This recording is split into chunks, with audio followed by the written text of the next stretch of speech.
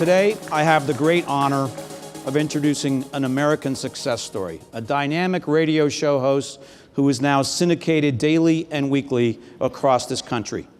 Kim Komando began her career in sales, where her passion for the technology she was selling led to a newspaper column and a call-in show on KFYI AM in Phoenix. Soon, Kim made the leap. She quit her day job to focus on the writing and broadcasting she truly loved. And to pay the bills, she made computer training tapes and sold them via infomercials. Her growing fan base allowed her to expand her reach and start the Westar Talk Radio Network with her husband, fellow radio host Barry Young. Westar's programming lineup grew over the years, with the Kim Komando Show as their flagship program. Today, it runs on more than 475 stations, thanks to many of you in this room. She's also written 12 books on computers and technology. She has truly dedicated her life to making new technology accessible to thousands of listeners and to guys like Golick who need the help. We're so pleased to have her here with us today. Please join me in welcoming Kim Komando.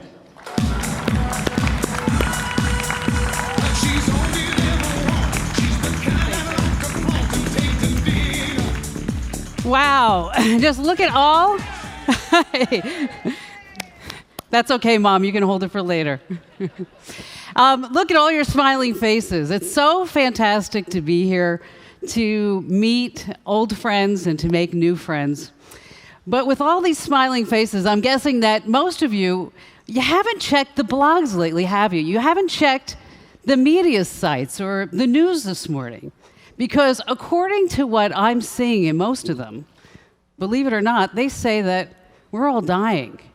Why? Because it's a world of, let's name them off, Snapchat, Instagram, Facebook, Twitter, YouTube.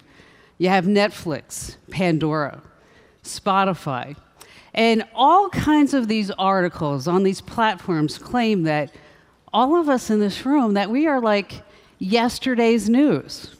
And I can't count the number of times that I've heard from broadcasting veterans, people who have been at this craft longer than I am, saying things like, this is not the business that I went into.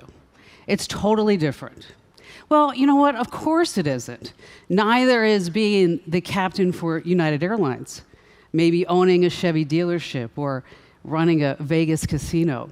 You see, nothing is the same today as it was yesterday. And here's something that I read this morning on the plane, and I'm quoting now.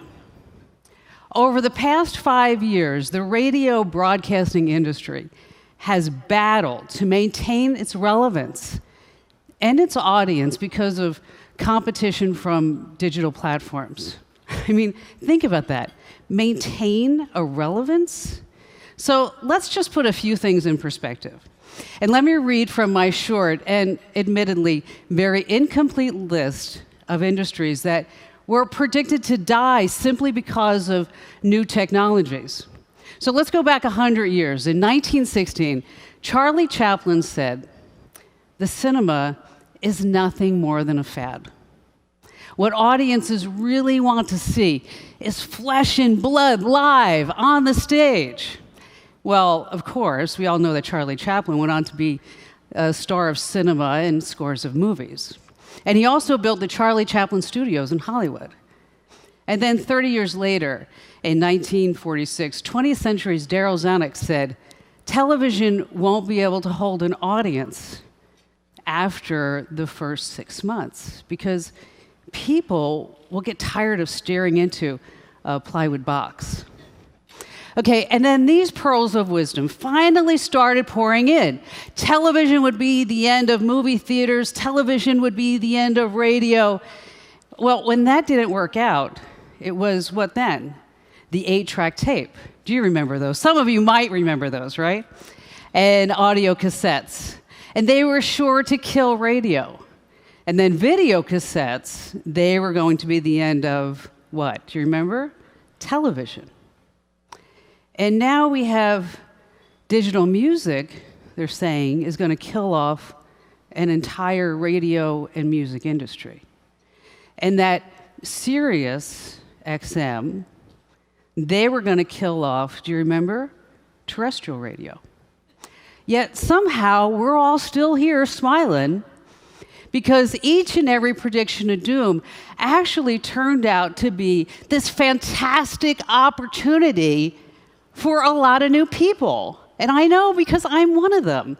And let me tell you about when the radio bug first bit me.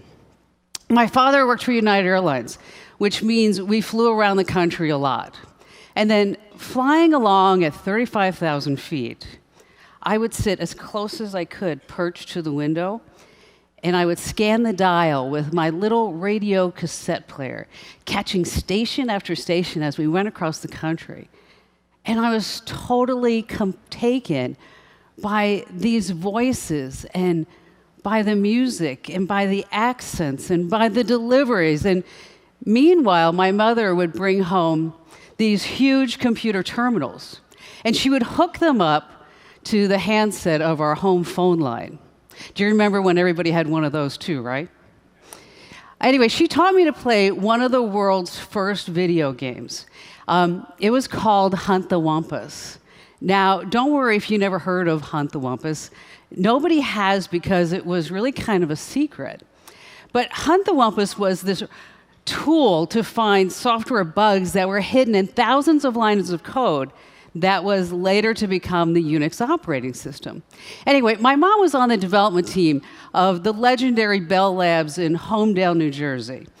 And when Hunt the Wumpus caused Unix to crash, my job as I think I was 9 years old, was to write down the line number that popped up and then report it to Mom ASAP. And by the way, the Unix that ran that game actually morphed into a lot of things over the years. And right now, many of you are carrying bits and pieces around in your pocket and you don't even know it. Its direct descendant is Apple's operating system that runs your iPhone, and it also runs your iPad. I went on to graduate high school at 15 years old.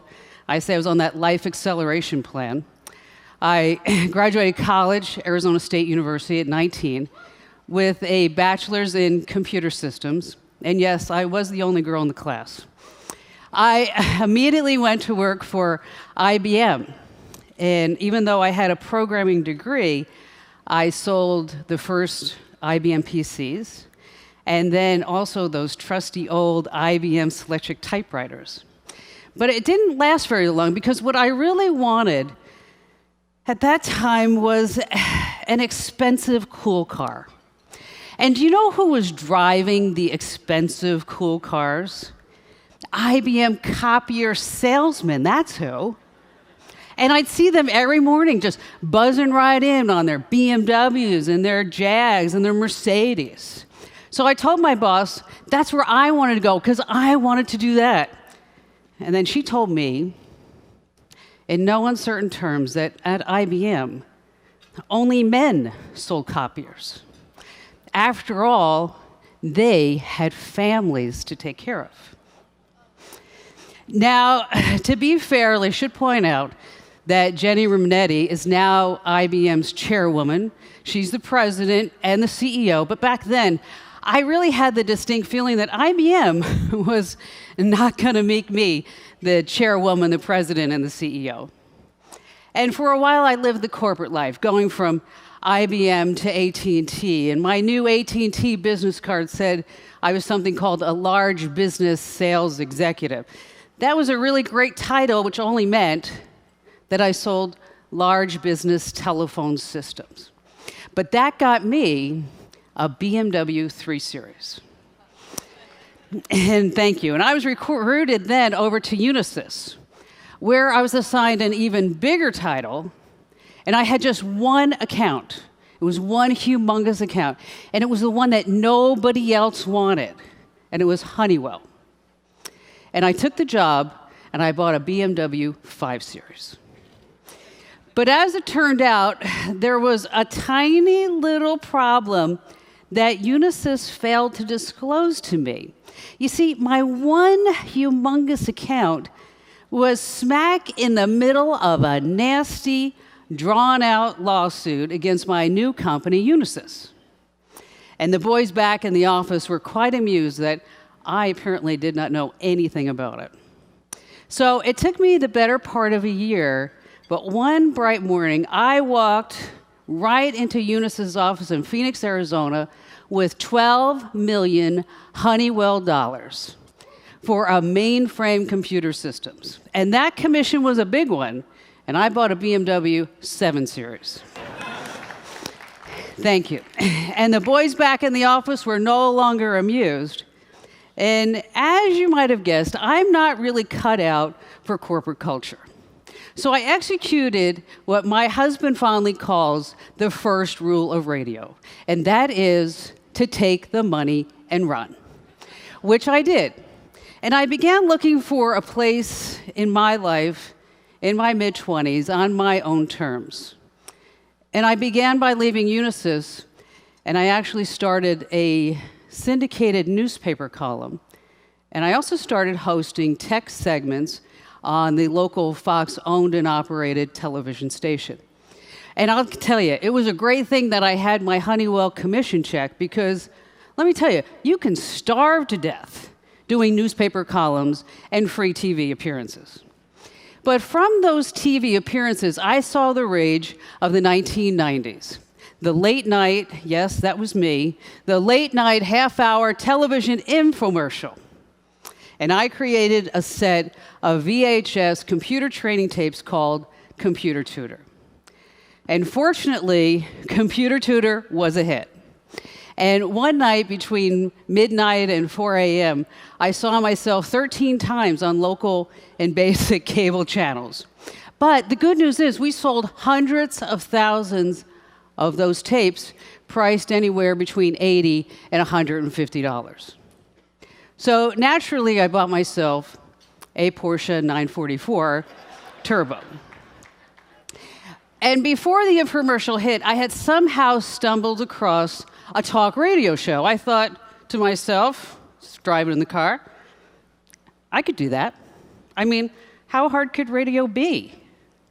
So I called what was to become the legendary news talk radio station in Phoenix, Arizona, KFYI. And it was still in its infancy as a talk station. And all the media pundits were busy telling its owner, Fred Weber, that the station he paid $6.5 million for had no chance against the established giants. And since everyone was telling me the same thing, it seemed like a great place to start. And Fred handed me over to the company's vice president of programming, Barry Young. And I got to tell you, I gave Barry my best pitch about an imaginary talk show centered around home computers and this new thing called the internet. And I'm telling you, I pitched my heart out, but Barry didn't buy one single word of it, which in turn prepared me for all the program directors and general managers who were yet to come in my life. And many pitches and many months later, Barry put me on the air for one lonely late hour on a Saturday night. I mean, how bad could she be? And years later, I would marry that programmer, and together, I know, it's crazy, life goes around, we would grow this amazing company, and it's called Westar Multimedia Entertainment, with the Kim Komando show and talk radio at its core. And our friend, Fred Weber, by the way, watched as his radio station investment achieved market dominance. So within 15 years, Fred parlayed that $6.5 million into a $90 million cash sale to AM/FM. And today, Fred remains one of our closest friends, and he sits on Westar's board of directors. And that's the second rule of radio. Never, ever, ever give up. You see, when we first started out, the Kim Komando show was just Barry and me. I mean, Barry literally built the first studio. He built the first control room. He taught me how to do radio. Talent development, formatics, quarter hours, cume, time spent listening, studio design. Think about everything that we know. Program distribution, mix minuses, broadcast engineer, and so on. And that was a strength, and it is a strength. And my strength has always been sales. I pick up the phone, I'll call anybody. And so I did. I called the stations, and I pitched the program directors. I called the market managers, begging them to carry my show.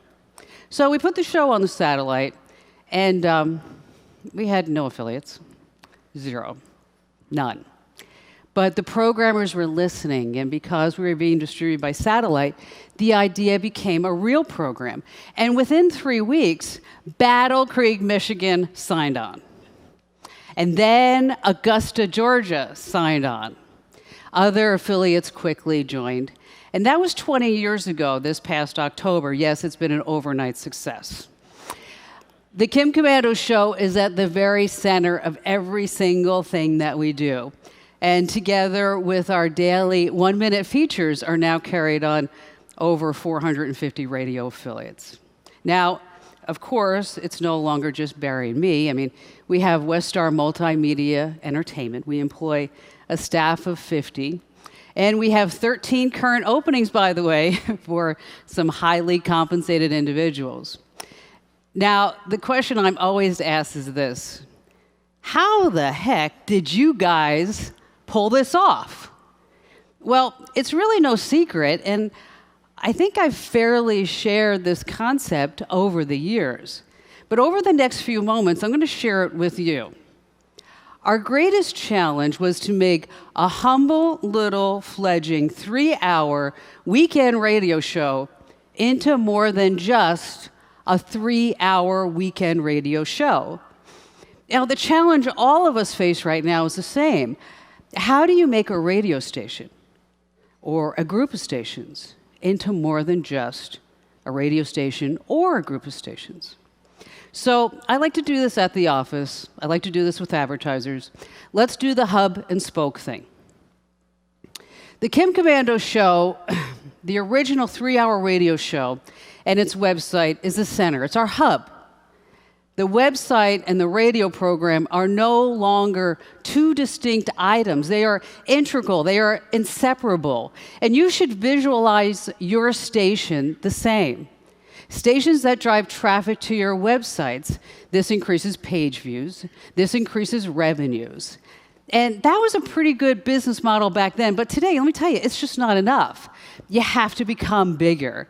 Your website must offer unique, original, engaging content that's not a repeat of something that you have broadcast earlier, or maybe you just slap up a whole bunch of links to other things. So our first spoke was a series of free, high-quality, opt-in newsletters with new and original content. Now, these email newsletters, they're not spam. And that's really, really very important. Our listeners subscribe, and we safeguard their addresses. Their names and their addresses are never sold. Now, this can be a real temptation to some companies because we estimate the actual market value of our mailing list to be now in excess of $2 million. And that's because these are active listeners. If we ever sold their email addresses, we would obviously lose their trust forever. Now, those newsletters all carry what? Advertising, content, and great information. More about that in a second. But first, back to the basic Kim Komando website, komando.com. The website is free and anyone can have access. But there's a value-added component to the site, and that means another spoke. This is Kim's Club.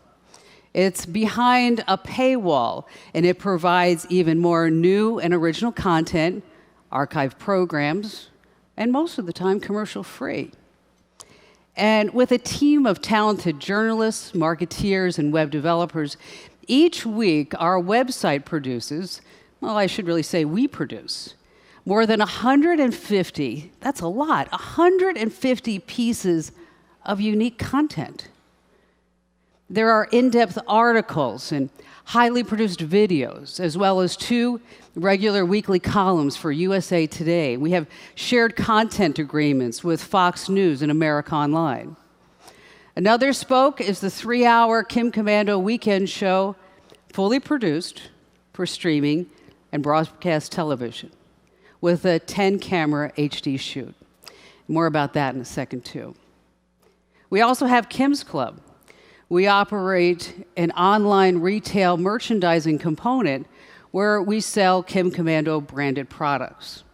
Like, for example, here's our Windows 10 Komando 2 tablet, $300. This was our 2015 Christmas Hero product. And by the way, if you'd like to register to win some of these tablets that we're giving away today, because people in radio love to win free stuff, just drop your business card at the table in the back of the room as you leave today. We're going to draw it later this week, and then we'll get your tablet sent out to you. And we also have some great power banks while they last in the back. First come, first served. Okay, back to Kim's shop.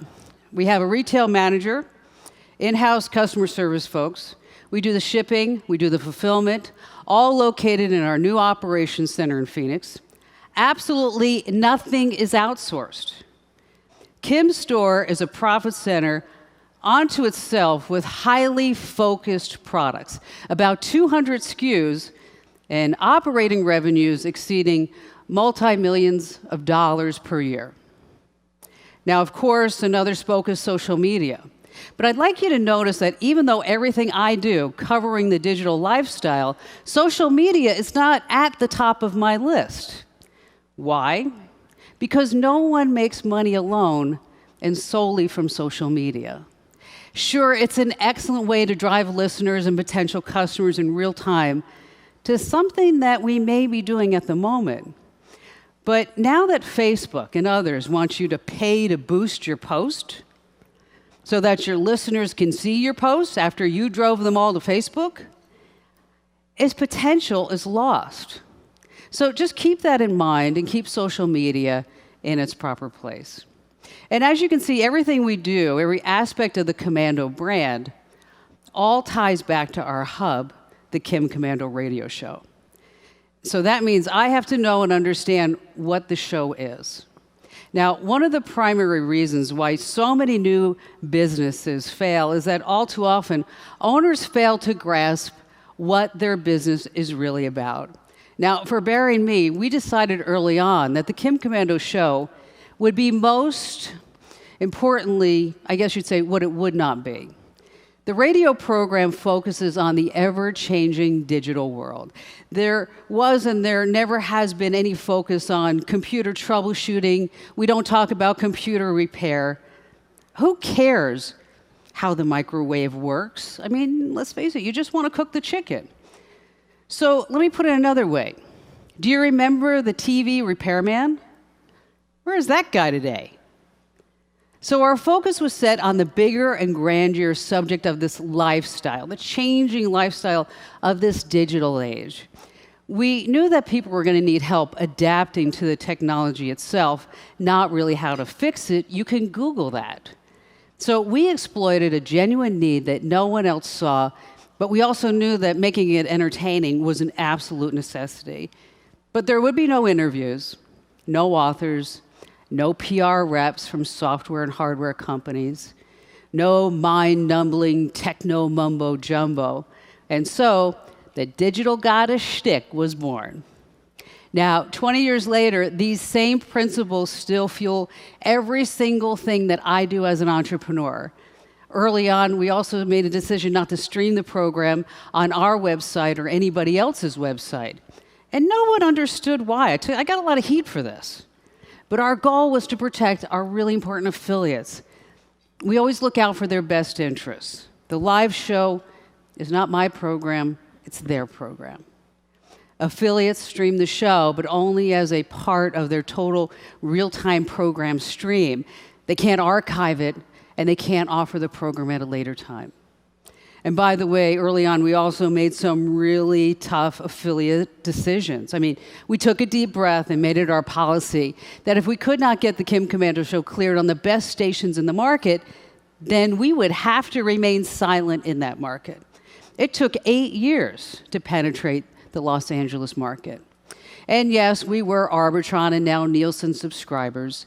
We use this data for sales and for market research on our affiliates. We know what they know, and sometimes we know more about them than they know about themselves.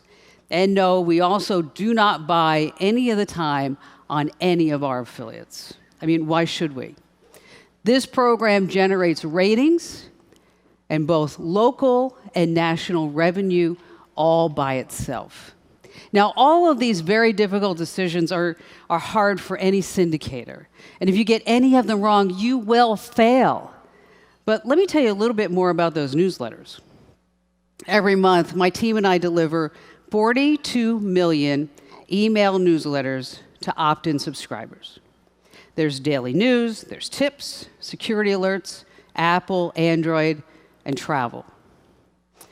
And in these newsletters, that accounts to more than 10 million email newsletters a week, all going through our internal mail servers. And by the end of each year, we will have sent out over 500 million newsletters. 500 million advertising carrying vehicles to people who loudly complain if they don't get it on their schedule. They actually call the office and say, I didn't get my newsletter. But from these newsletters alone, we are able to generate more than 7 million page views on Komando.com. But page views aren't enough. Sure, they generate ad impressions. They make our brand more appealing to advertisers. But for the long term, what matters most is truly inspiring that listener loyalty. You have to be accessible.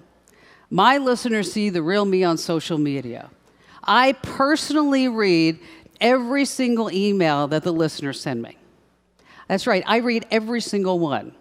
As a market manager or VP of programming, do you? Now, we have found that we can't rely on third-party market research. I mean, every high school physics teacher knows that by merely observing a situation, its outcome changes. Focus groups, they do have value, but participants know that they're being observed. And meanwhile, your listeners are always providing you with this invaluable glimpse into their lives, their likes and dislikes, every time they contact you. So encourage them. Read their email. Listen to their voicemail. Watch their tweets. Read their Facebook posts. Respond to them. Write them back. Always be kind and never take them for granted. Now, every year on the anniversary of the show, we give away over $250,000 in prizes, like TVs and smartphones, vacations, experiences, just really great stuff. We're not talking about coffee mugs and baseball hats here. It's good for us, and it's really good for listener loyalty, and it's fantastic for our affiliates. Now, a note about some uncharted roads that lie just ahead. One fine day, very, very soon, your listeners will be able to pick up the internet feeds of every radio station and every podcaster in the world, at home, on the road, anywhere and everywhere. And this isn't going to be like it 40 years ago when FM was just arriving as standard equipment in the cars. It's not going to be like that now with apps that play radio station feeds. This is something that's just completely new. The prototype receivers your listeners will have are already here. You have one in your pocket right now. And I want you to forget about 4G. Verizon, AT&T, Sprint, and all the others are building out 5G networks with 6 and 7G technology in the early experimental stages. They are spending hundreds of billions of dollars each year. This is the new 600 megahertz cellular telephone spectrum, formerly occupied by VHF TV broadcasters. Download speeds virtually instantaneous. Forget about buffering. Consumer costs will be very, very low. So I'm talking audio, video, everything available instantly. And when all those new 5G phones connect with a car's Bluetooth system, the shift is going to be incredible. So streaming your program alone isn't enough. Everyone is doing that. You must prepare and develop content today that's yours and yours alone, and then you have to give it away for free. For our vital Kim Komando radio station affiliates, we actually meet those needs. Aside from a great show with broad appeal, we provide original and free content for our affiliates' websites. And we've done this for over 5 years, by the way. They simply enter in one line of code. We push out the updates automatically. Latest news, life hacks, tips, videos, trends. But let's talk about ad sales. I have never, and I never will, charge a fee to a local advertiser or to a local affiliate to voice spots for advertisers who are sponsoring my show. As long as the ads don't conflict with national endorsements, I do this at no charge. The last thing this business needs is an egotistical personality who winds up doing more to hinder local sales than to help local sales. Let me give you an example. Do you remember the traditional camera store with retail giants like B&H and Amazon? The local traditional camera shop should be gone. They should be out of business, right? Wrong. In Austin, Texas, I'm the voice for Precision Camera and Sound, a big advertiser on a great station, KLBJ. The general manager, Craig Berger, says, and I'm quoting now, "People like Kim, and they trust Kim and what she says. Kim's endorsement gives the store legitimacy and instant trust. Our income has grown substantially since advertising on the show." Now, because of this success in local talk radio, they not only survive, but they're growing. Now remember, this is a camera store I'm talking about. 20,000 square feet, 50 employees, and their revenues, $24 million a year in a camera store. If my sales team comes to me saying this client isn't buying because the show is too expensive, I basically tell them, you know what, you're just not explaining the full value. You better go back there and sell it again. If you don't see yourself as the best, neither will anybody else. And I'm involved, very involved, in every single one of our clients and every single agency that brings us those clients. From concept to production, I'm hands-on. I talk directly to everyone. One of my most loyal clients has been Carbonite Online Backup. They've sponsored the Kim Komando show for 13 years. Their sales were doing great, then suddenly, boom, nothing. I saw the numbers drop, and I said, what happened? Well, we view all of our advertisers as partners. If they have problems, we share those problems. We work with them to fix those problems. I called up their marketing folks and said, let's just ask the audience themselves why they're not buying. I'm going to cover all the research costs. So we asked our listeners directly. More than 4,000 responses were very eye-opening. Our audience told us that they were confused by the rapidly changing technology. They didn't know the difference between Carbonite Backup and the cloud. They've grown weary and distrustful because of all the high-profile corporate hacks. Target, Home Depot, JP Morgan Chase, Sony, TJ Maxx, and all those celebrity photos leaked from the cloud in accounts that were supposed to be hidden and safe. So the audience wasn't buying because we weren't really addressing those issues, those concerns with them. Because until we asked them, nobody really knew. So we changed the direction on the campaign, and so did the advertisers, and the numbers started going up again, and they haven't stopped. And we saved the account. We helped the client with their total marketing campaign across all the platforms and all the media outlets. And that's the third rule of radio. You have to be able to go the extra mile because the low-hanging fruit no longer exists. And here's the fourth. If you don't like the conversation that radio is a dying industry, you need to change that conversation by what you say and what you do. From the very beginning, we've been told that this show would never survive, that I would fail. We didn't argue, we didn't engage. For so many years, we flew under the radar, quietly setting the tone of the conversation. And there are still a lot of people in our industry who have no clue about what goes inside our company, Westar Multimedia Entertainment. So let me give you very quickly a personal glimpse behind the scenes. 3 years ago, and this is very personal, Barry and I sat down for a very serious discussion. We've had this great ride together professionally, this great ride together personally. Our business was so successful, beyond our wildest dreams, really. So we are now in a position where we could simply stop working, travel the world. We have been incredibly blessed.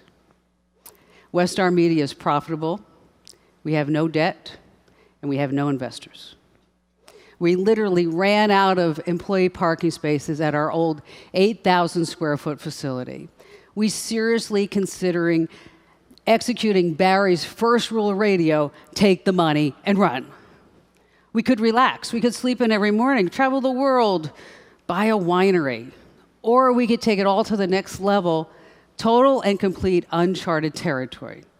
And on this next level, we are operating from a 24,000 square foot broadcast center with 10 studios, multiple fiber optics backbone, entering and exiting the complex, live video production, live radio, video editing suites, television and radio master control, all feeding a 24-hour technical operations center. Today we produce the Komando show in full broadcast HD, shooting on a 3,500 square foot set with 10 cameras. The original radio show required 3 people when I was on the air: a screener, a tech director in the control room, and me. The TV production now requires 21 people working really hard behind the scenes. And we're shopping a 1-hour TV version of the program right now. We're in talks with several national network and cable operators, and this is happening underway. And for our new facility, we're also launching a daily TV show. I'm not going to be the host. I can't do everything.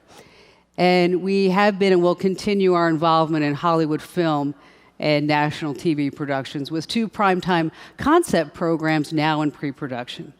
And later this year, our official national podcast network will launch. And there are 2 other projects that I can't discuss, but frankly, they scare the heck out of me. But we are in this great position. We are profitable. We have 0 debt and 0 investors. So no, this is not the industry we knew 20, 30, or 40 years ago, and nothing is. Radio broadcasting has been built up, torn down, built again, sold, merged, erased, and then yet rebuilt. But to our loyal listeners, for them, it's this constant in their lives, maybe the only one. Maybe we are their closest friends. And it remains our industry and our home. And we are so humbled and proud to be a part of it. And I promise we will never take it for granted. So thank you for allowing me to come visit with you today. And don't forget to register one of our free Komando Windows tablets in the back. Thank you for listening, and God bless you all.